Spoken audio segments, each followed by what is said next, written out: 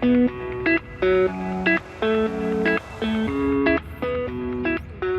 the 2nd of October, the Constitutional Court ruled that both parents, regardless of sex, color, or circumstance, will now be entitled to equal parental leave shared amongst themselves, which is 4 months and 10 days split between both parents.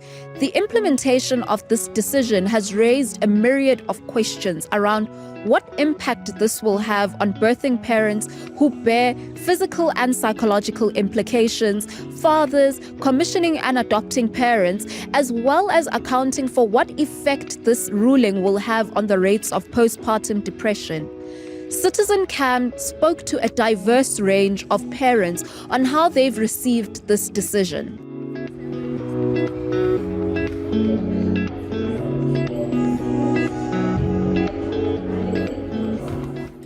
So I actually think that this judgment is a step in the right direction.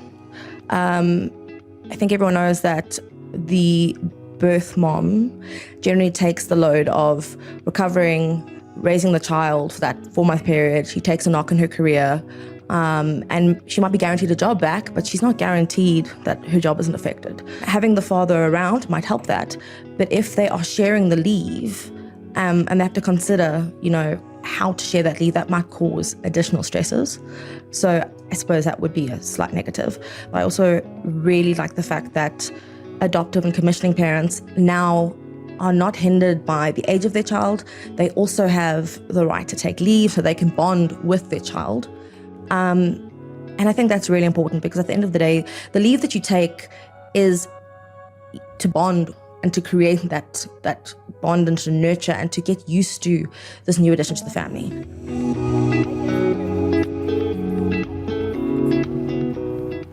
It also does not take into consideration the fact that it does not favor parents who are working outside of formal employment. So this is 28% of South Africans who are in informal employment are not considered in terms of this judgment. And also this is taking away a mother from recovery, breastfeeding and bonding, having to share that maternity time with the father. And studies have shown that the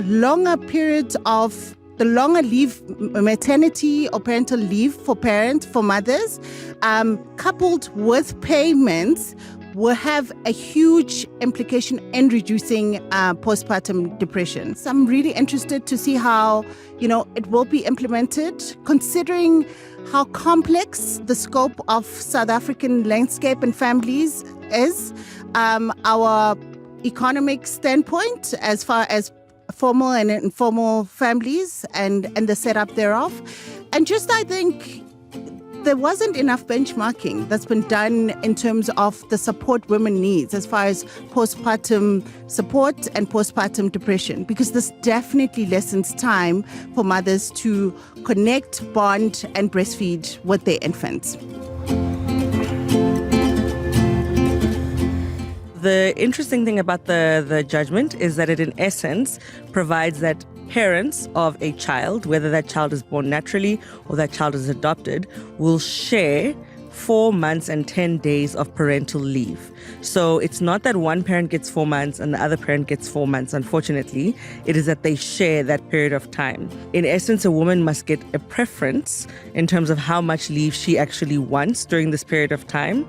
But the judgment also envisages the possibility of disagreements between the parties and says that if there's a disagreement between the parties, they should attempt to reach sort of half of the leave. So one party getting 2 months and 5 days, the other one getting 2 months and 5 days. So that's really the crux of what the judgment has said. First of all, much of the judgment is already in effect as of 3 October 2025.